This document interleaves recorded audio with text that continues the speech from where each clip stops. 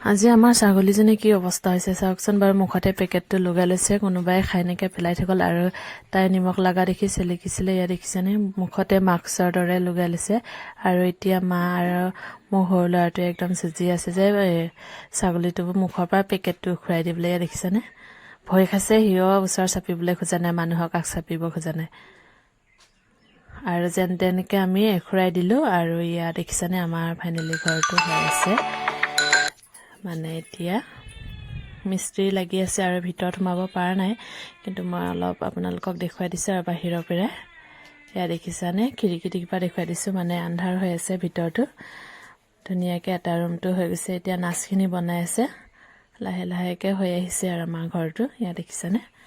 ধুনীয়াকৈ আগতে বনাই থোৱা কিন্তু প্লাষ্টাৰ দিয়া নাছিলোঁ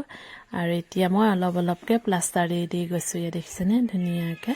আৰু মিস্ত্ৰী বৰ্তমান লাগি আছে এতিয়া কামত আৰু ভাল লাগিলে মোৰ চেনেলটো সাবস্ক্ৰাইব কৰি দিব